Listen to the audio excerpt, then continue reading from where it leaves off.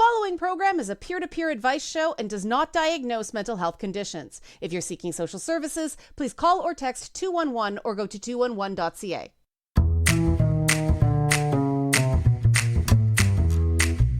Hello, listeners around the world on radio, streaming, and podcast services. This is It's Not Therapy. I'm Liana, and I am not a therapist, but I am your source for navigating the madness of mental health using my top 10 sayings for going good crazy. And this was one of those weeks where this is It's Not Therapy barely came out. Something of a tongue twister. Okay, if you're looking for the show on radio and got the Steelheads game instead, and you're listening to the podcast, we're being preempted a bit. Don't know how long it's going to go on, but don't worry. The show will be back at its regular time on radio in a few weeks. This week, we're talking about narcissism. This originally started as a show about assuming positive intents, but it went this way because social media and websites are filled with tips to spot narcissists, survive narcissists, how to protect yourself against narcissists. The search engine optimization loves narcissists as much as the narcissist loves themselves, but not really. We see headlines screaming, narcissism is on the rise. We have a narcissism epidemic. And in a tale as old as time itself, older generations insist younger generations are to blame. While the boomers are sitting on an amount of wealth so huge, it's been given a name. The Great Wealth Transfer is the term given to the inheriting of $72.6 trillion. It's going to happen. It started in 2020. It's going to go to 2045, with the baby boomers accounting for 63% of that transferred wealth. Just take a moment to marvel at the generation sitting on that historic pot of wealth, looking down their noses at the apparent self-interest of younger generations. How narcissistic, right? Well, really, it's just selfish. Plain old selfishness that we're all capable of. But selfishness isn't scary enough sounding to get attention, right? Narcissist. Well, that game's search. If you're in the media, it's very likely someone will call you a narcissist.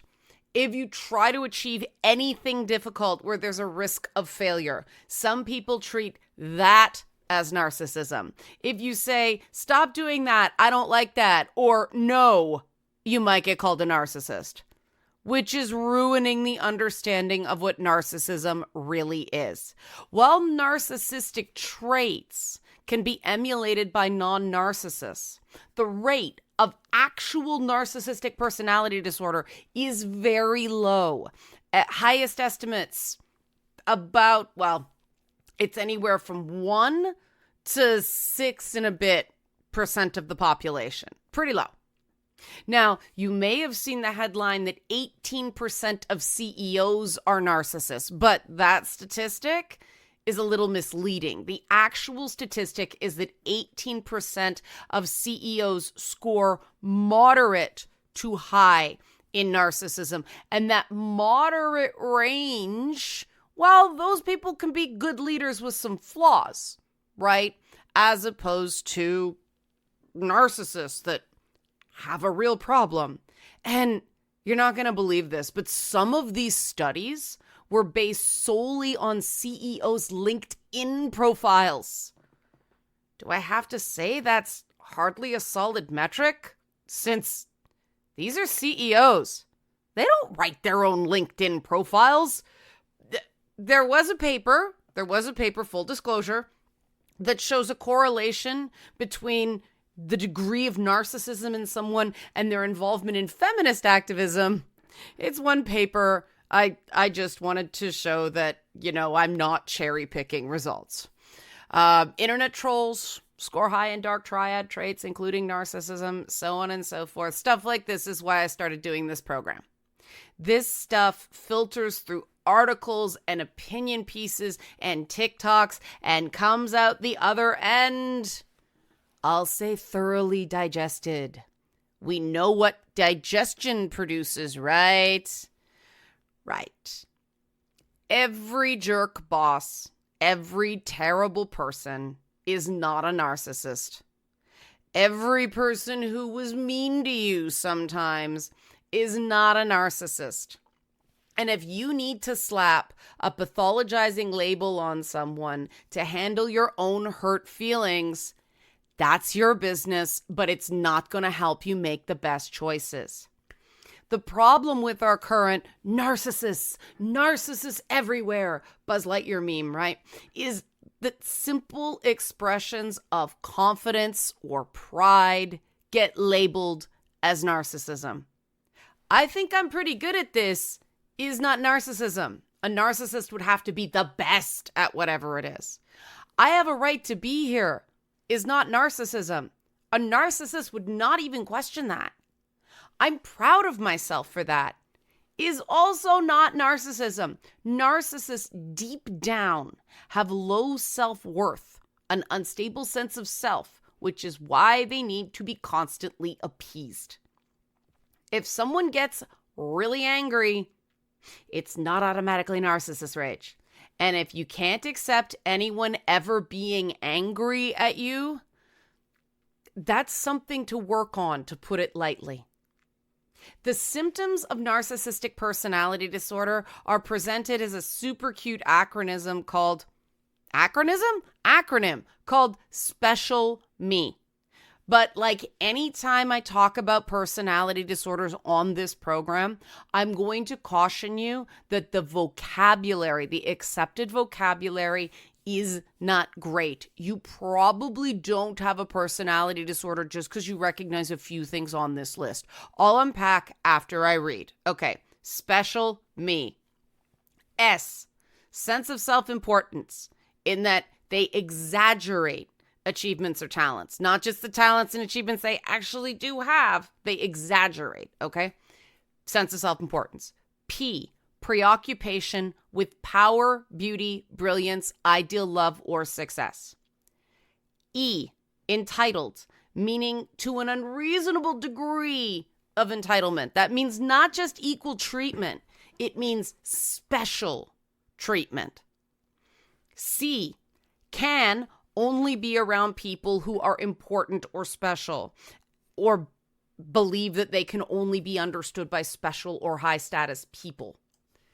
I, interpersonally exploitative for their own gain, also known as manipulative. A, arrogant, self-explanatory. L, lacks empathy or is unwilling to recognize or identify with the feelings and needs of others. So that's special. And then we've got me. M, must be admired, meaning they require excessive admiration. Everyone likes to be admired sometimes, especially deservingly. But narcissists, people with narcissistic personality disorder, they need excessive admiration. And then E, another E, envious of others or believe that others are envious of them. Emphasis on often. We're all envious sometimes. We all think other people's are envious of us sometimes. But narcissists feel this often. It's like a default state, right? Narcissistic personality disorder involves a pervasive pattern of grandiosity in either behavior or in fantasy, that need for admiration, and that lack of empathy. So it isn't just doing the special me routine occasionally. Every single one of these is something everybody does sometimes, right? Everybody feels envy sometimes. Everyone feels self-important sometimes. No one has perfect empathy. To quote the experts, only when these traits are inflexible, maladaptive, and persisting and cause significant functional impairment or subjective distress do they constitute narcissistic personality disorder. In other words, if you're arrogant sometimes but can keep that in check, if people can go, hey, you're overdoing it, that's not narcissistic personality disorder, right? If you think you're super good or super important in something that, you've earned, well, Barack Obama was the first black president. That's not an exaggeration, that kind of thing. It has to basically be wrecking your life.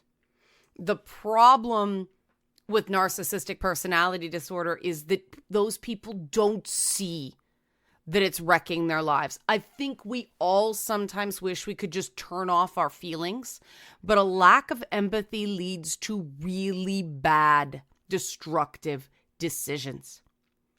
Needing to be special, not wanting to be special to a couple of people, needing it, sets you up for misery because life is humbling.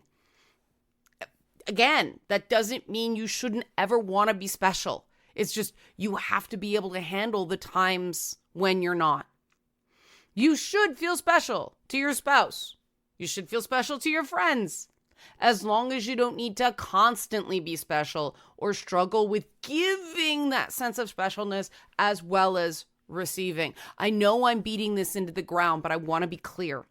The problem with narcissism is that narcissists don't have that core sense of self-worth that tells them they matter even when they fail. And that's why they can't accept failure, criticism, or correction. That failure always has to be someone else's fault. And they didn't really fail, really. But if they did, they did it, but they didn't really fail. Sound like some people we've been hearing a lot of lately? Yep. The problem is, all of this is a really easy thing to accuse others of, right? Not being able to accept fault, all that stuff. Oh, you're arrogant. Oh, you're entitled. Real easy to throw that around. Much harder to accept it ourselves. The modern obsession with narcissism in other people is not really making anything any better. In some ways, it might be making things worse. The good news, and we're going to come back to this a lot this episode, you don't treat narcissists any differently than you treat anybody else. If you have healthy boundaries and your own self-esteem is pretty okay, that will serve you well dealing with narcissists and all people. I'll get more into that after the break, because you're probably sitting here going, this is different than anything else I've heard on this subject. You're right. Questions, comments, concerns, Liana at nottherapyshow.com. Nottherapyshow.com is the website. At nottherapyshow on social. Shout out Megan, our social media coordinator. While you're there, back soon with dealing with narcissists ain't that different than dealing with anybody else on It's Not Therapy. The following program is a peer-to-peer advice show and does not diagnose mental health conditions. If you're seeking social services, please call or text 211 or go to 211.ca.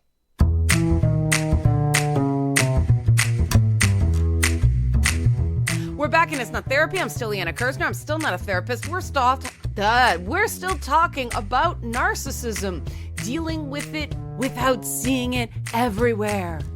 Again, it may be reassuring to think that person that was cruel to you has some horrible personality disorder.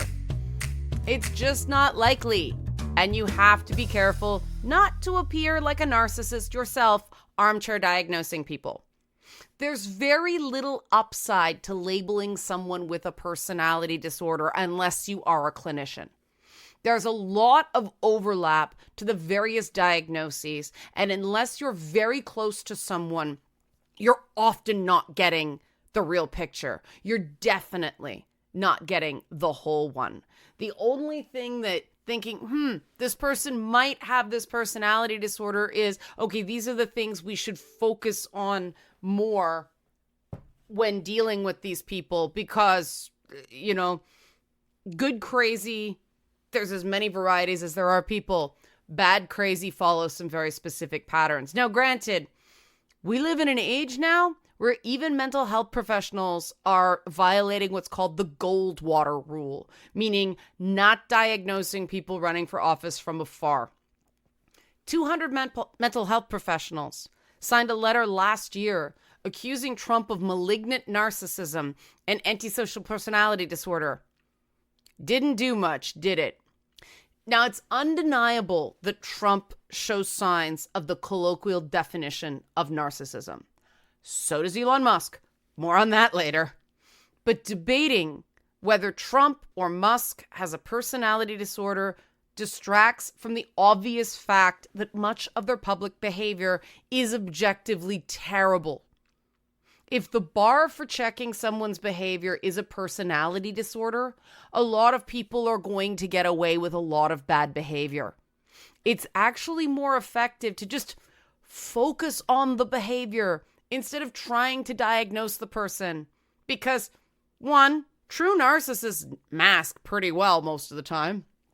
And they're also going to be way better at the blame game than you are. You're not going to win the blame and shame game against a narcissist. When we go down the how to protect yourself against narcissists rabbit hole, you get a lot of advice that's either flat out bad, like just ignore them or call them out, or things that make it seem like narcissists come with some special rule book that only works on them. When the truth is that the best way to minimize the damage a narcissist can do to you is to have and enforce the same rules for everyone. Narcissists want special treatment, right?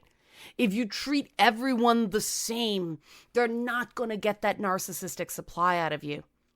Now, again, every person has a capacity for selfishness, deflection, projection, and transference. Deal with your own self before judging other people. If you're spending the majority of your time judging and criticizing what other people do instead of working on yourself, you're likely missing big pieces of how you're coming across to the world. A good way to deal with narcissists and people in general, this might rock some people, I don't know. It's about criticism, okay?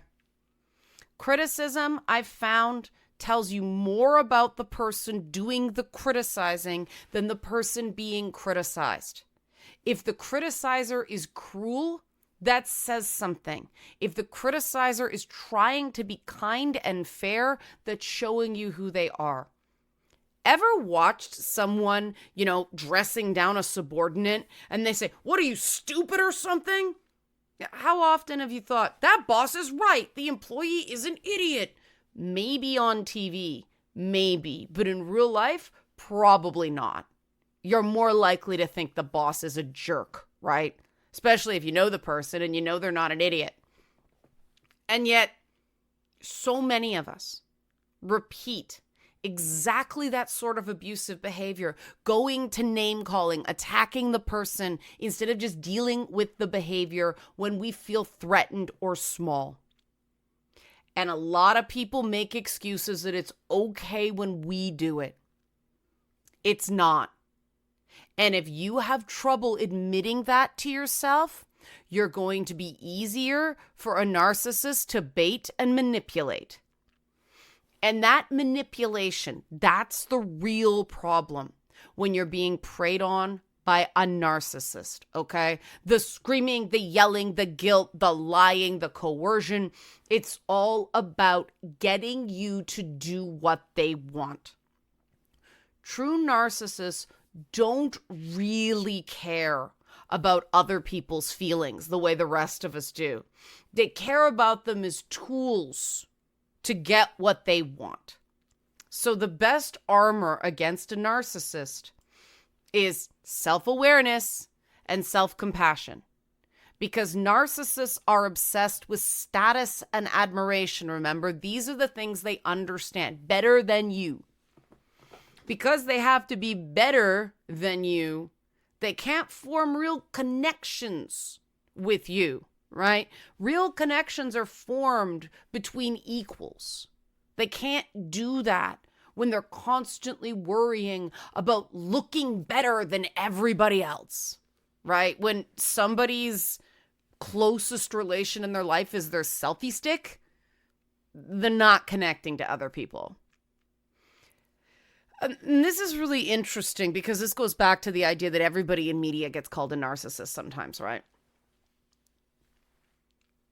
The number of people who show narcissistic tendencies, who come at me going, "I'm the real narcissist," they immediately then go on some tirade about how I'm bad at my job or my job isn't real. They almost always mock my PTSD. They tend to insist I need to be right about everything, and I explode with narcissistic rage when I'm challenged. I don't even take the flubs out of these shows. I don't know what they're talking about, but do you see what I mean? If you really look at how those criticisms are being leveled, these are all cheap shots that just read like the person making their claims is relying on the assumption that everybody has vulnerabilities there, right? Everybody's ashamed of something like PTSD. Everybody needs to be right about everything. Everybody explodes when challenged, right? They think that everybody does this because everyone is like them. But because I know that claims like this aren't true, I just keep doing my thing because that's the best way to prove they're not true. I may crack some jokes, things. I may mention some things. I may be honest and say some of these comments really hurt. Oh, do they go crazy at those? But here's the thing. Anyone who would believe these patently not true things, they want to.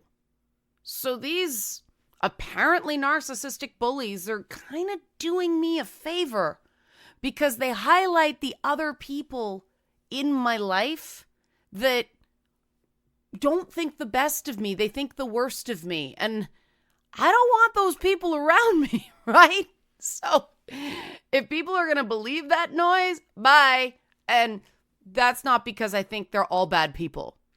They're just bad for me. I'm taking my own advice here, right? Just run your race, do your thing, same rules for everybody, especially the people who mock the fact that I have PTSD and who mock my PTSD triggers.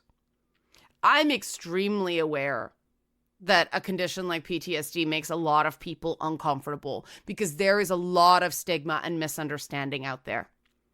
I talk about it. I am open about it, knowing that some people are going to dismiss me. I'm going to get the mockery. And like I said, it hurts sometimes, especially when it comes to people I've known for a while that turned out to be pretty two-faced, right? But it's a part of this whole process, the whole pure counseling thing that I accept. That's the point of it being peer counseling. I'm not somebody looking down on you. I'm not somebody who read about what you're going through in a book. I am your peer. We are on the same level. That's what it is. And some people are extremely uncomfortable with that type of vulnerability, right? They're uncomfortable with vulnerability in others because they're uncomfortable with their own vulnerability. It's the same reason some people shun the physically disabled. And this probably isn't good, but I feel sorry for those people. I feel sorry for people that can't open their hearts to people with unique challenges that aren't hurting anybody. And I hope that people like that move beyond that for their own good. But you know what? I'm not going to judge what's in their heart. I'm not going to say they're bad people. Now, have you noticed how many times I've actively avoided judgment in this segment?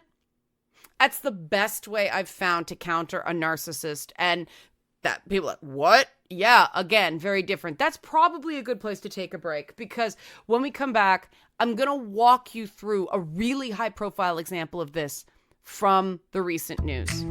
Bishop Marianne Edgar Budd, the religious leader who single-handedly made the entire Republican Party go bad crazy because she asked them during a prayer to have mercy. Questions, comments, concerns, Liana at nottherapyshow.com. Nottherapyshow.com is the website. At nottherapyshow is social media. Dealing with narcissists with mercy when we come back.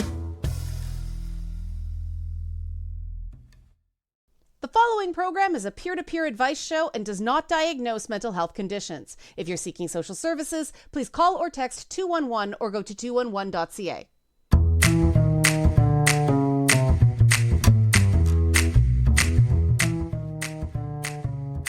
We're back in Insta Therapy. I'm still Liana Kersner. I'm still not a therapist. We're still talking about how to deal with narcissism. And recently, I'm sure a lot of you listening saw Bishop Mary Ann, the bishop from the Washington prayer breakfast, right? Doing a literal her mouth to God's ears moment, right? Picture it. Washington, 2025, right? Freshly inaugurated executive branch, Donald Trump, J.D. Vance, their families, and the bishop said the following. Let me make one final plea, Mr. President. Millions have put their trust in you, and as you told the nation yesterday, you have felt the providential hand of a loving God. In the name of our God, I ask you to have mercy upon the people in our country who are scared now. There are gay, lesbian, and transgender children in Democratic, Republican, and independent families, some who fear for their lives. The people who pick our crops and clean our office buildings, who labor in poultry farms and meat packing plants, who wash the dishes after we eat in restaurants and work the night shift in hospitals. They may not be citizens or have the proper documentation, but the vast majority of immigrants are not criminals. They pay taxes and are good neighbors. They are faithful members of our churches and mosques, synagogues, gurudwaras, and temples. I ask you to have mercy, Mr. President, on those in our communities whose children fear that their parents will be taken away, and that you help those who are fleeing war zones and persecution in their own lands to find compassion and welcome here.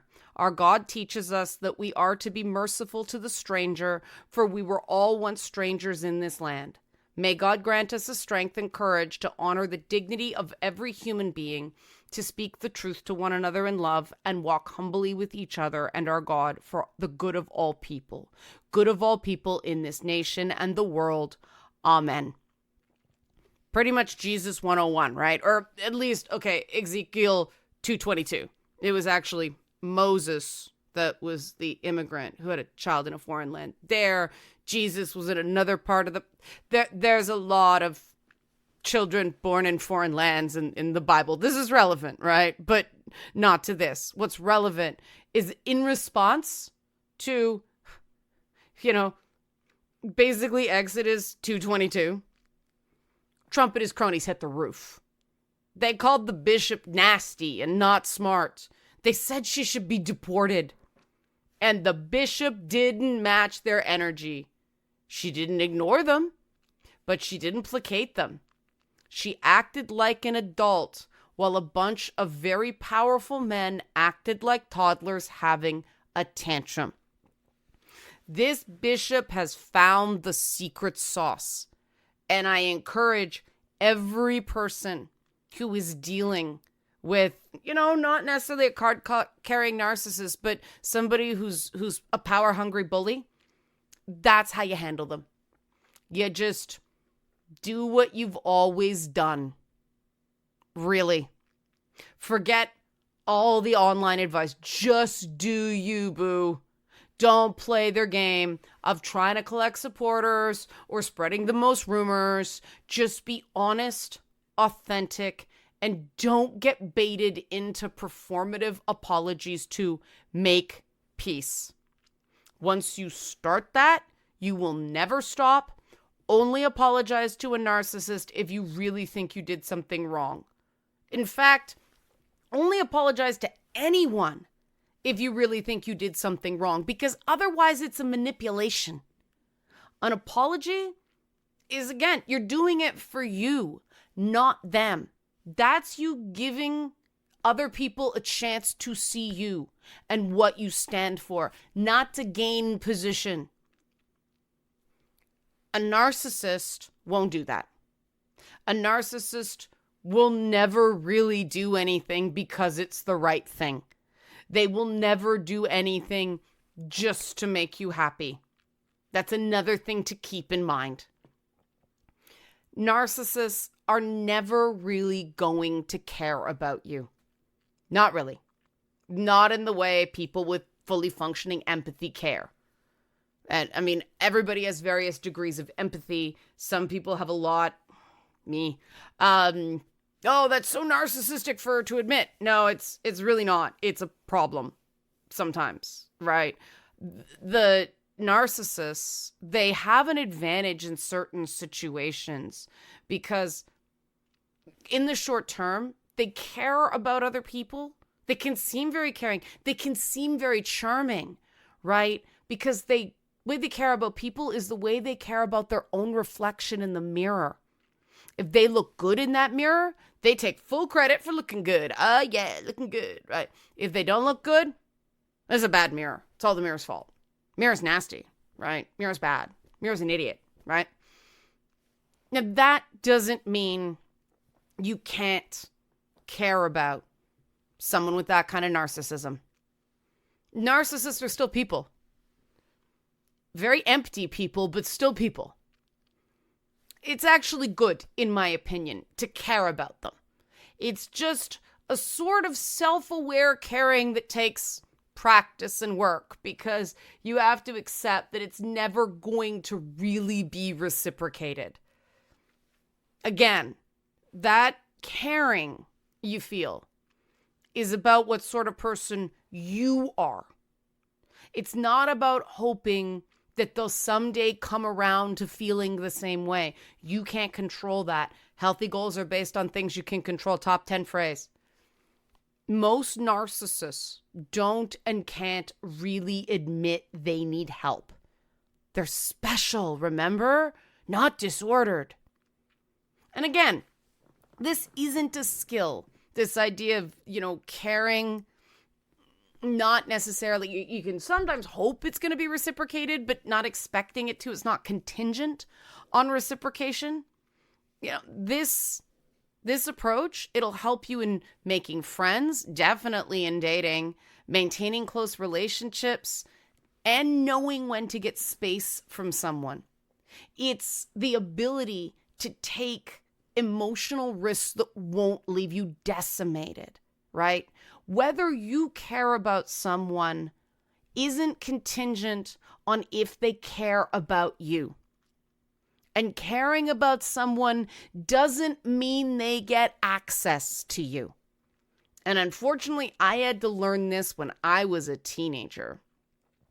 I don't know what my biological father's actual diagnosis was.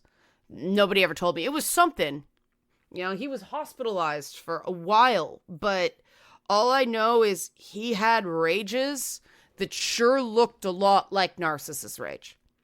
Whenever he felt threatened or embarrassed or small in any way, rage. And this rage would last for hours, sometimes days. I'm sure there were weeks. It was sort of a haze.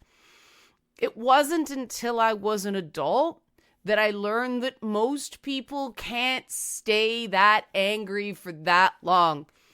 I certainly can't. He insulted. He bellowed, like echoing off the walls, yelling. He threatened violence, sometimes went through with it. He manipulated. He threatened third parties. And of course, all of it was all my fault from the time I was born until I ran out of his apartment down 20 flights of stairs with no shoes or coat in a November when I was around 15 or 16 years old. I refused to see him again. I told him over the phone to get help, then call me. He never did. Father just decided that this ego, this rage, was more important than his own kid.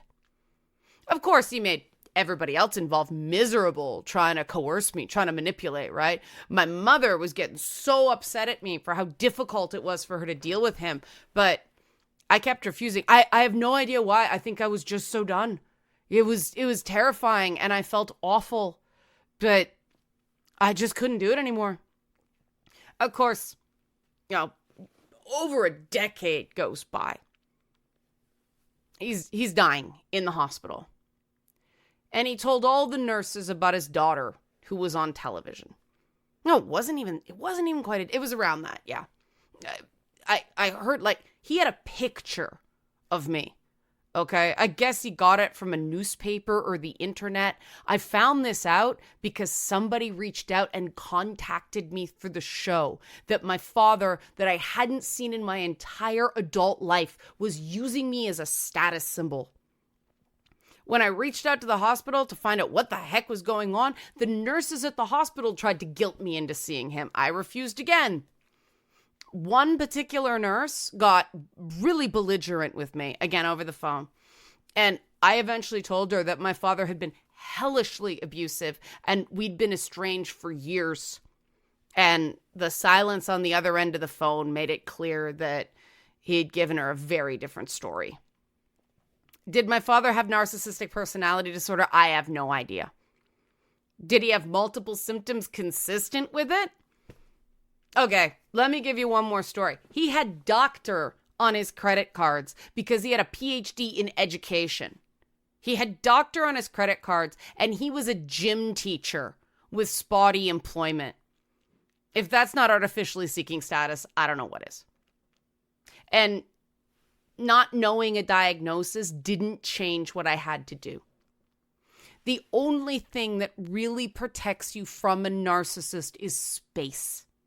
Because as long as you're around them, they're very good at manipulating everybody else, including mental health professionals, to give the narcissist what they want and make you into the big bad problem. Those same professionals will give you a lot of advice that would be great if it weren't for the fact that humans are human, right? Don't react. Don't make it personal. Don't engage. Don't try to reason with them. They tell you to set boundaries with an expert in breaking them. I was supposed to set boundaries with a grown adult when I was 12? Come on. All this advice does is make you feel like you failed every time the narcissist succeeds in breaking you. And they will break you. They don't have that reaction the rest of us do of hurting because another person is hurting. You know that thing where you might be angry at somebody, but you see that they're in pain and you stop?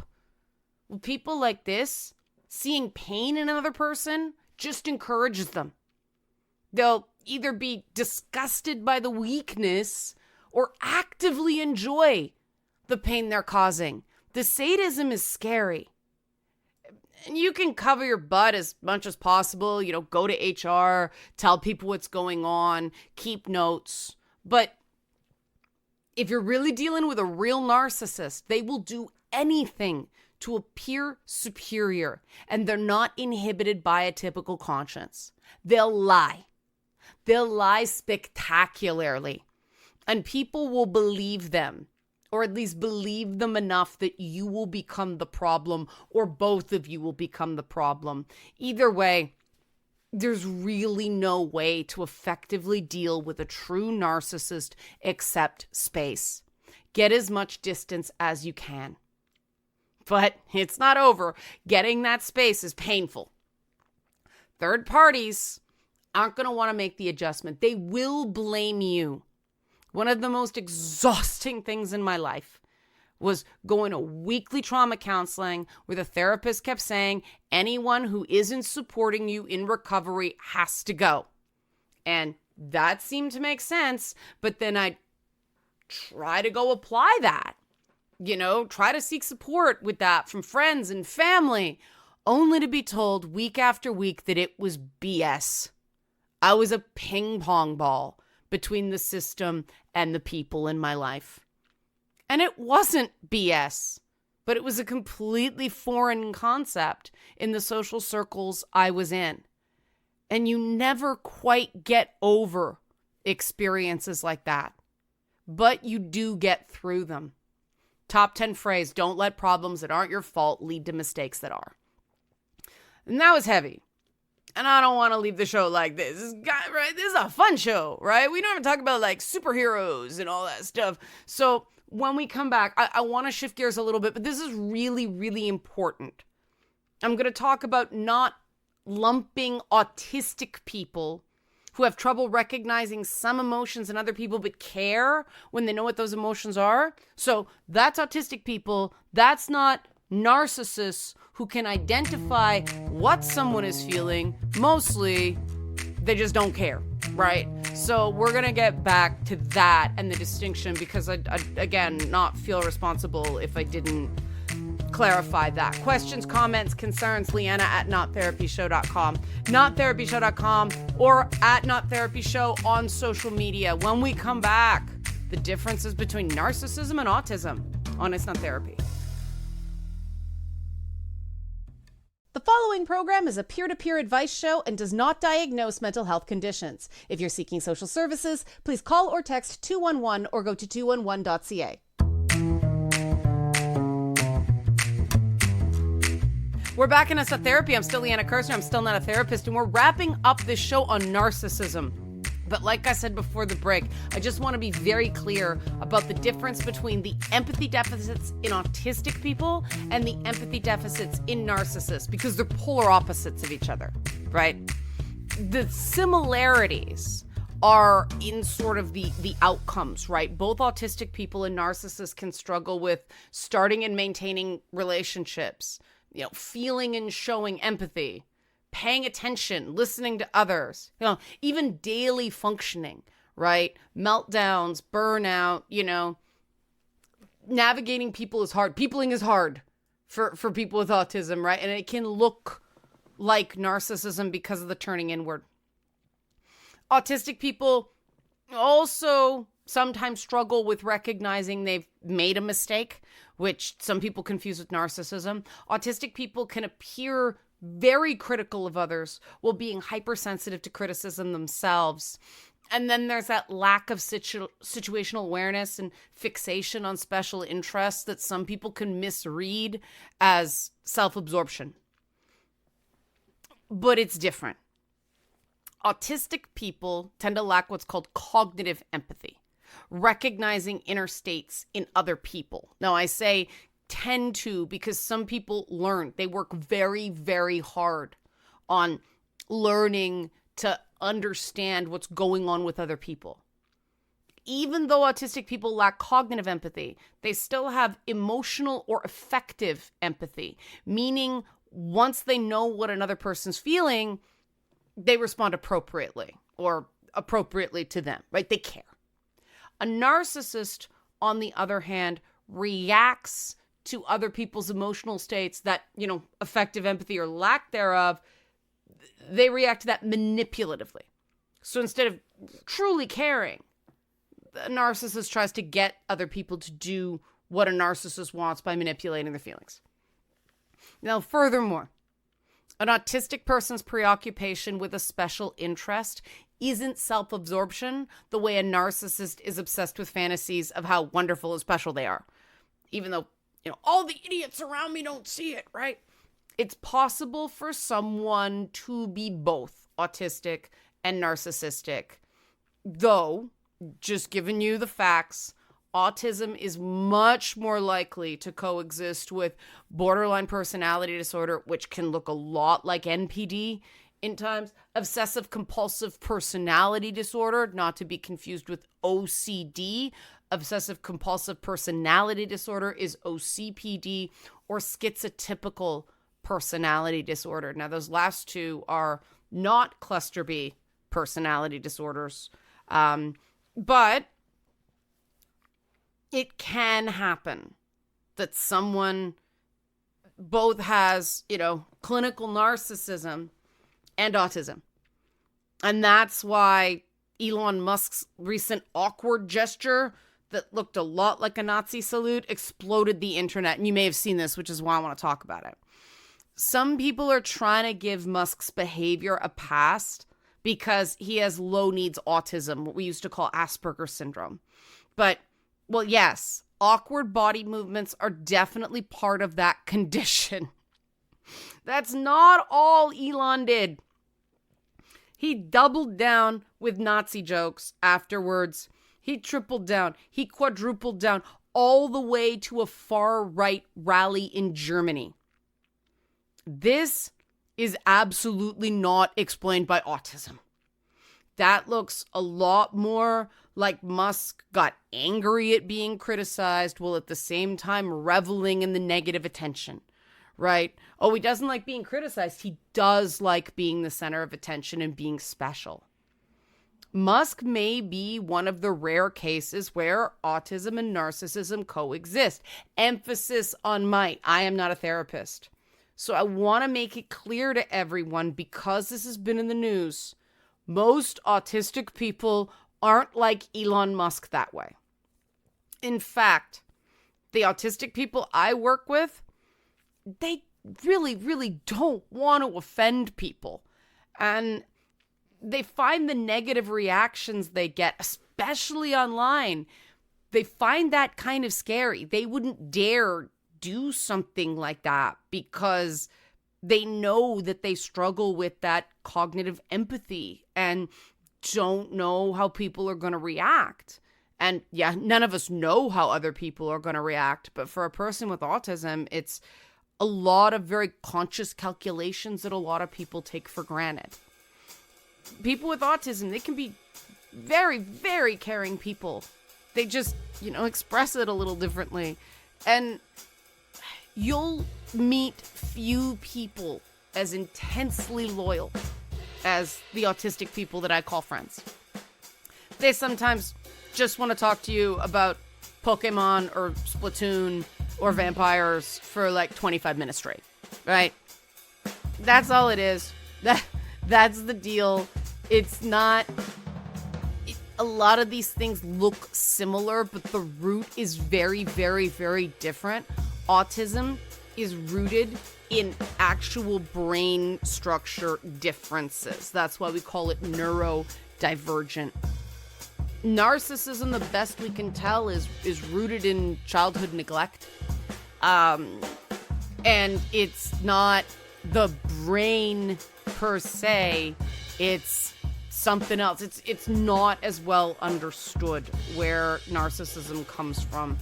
But they're not the same, so let's not lump them in. Autistic people have enough trouble without being responsible for Elon Musk. Questions, comments, concerns, any feedback, recommendations for a show topic, Liana at nottherapyshow.com. Nottherapyshow.com is the website. Join the mailing list at Not Therapy Show on social media. We've got a lot of great content on social media now, thanks to Megan, our social media manager. So there's lots of ways to connect through the week. And I repeat, wanting things is not narcissism. Having goals is not narcissism. Having ambition is not narcissism. As long as you have empathy for other people and forge your path in a non-manipulative way. We gotta talk a lot more about manipulation. Anyway, I can't manipulate time. We are out of it. Until next week, whenever we're on the radio, until next week, you're crazy is only a problem if it's hurting you. Talk soon.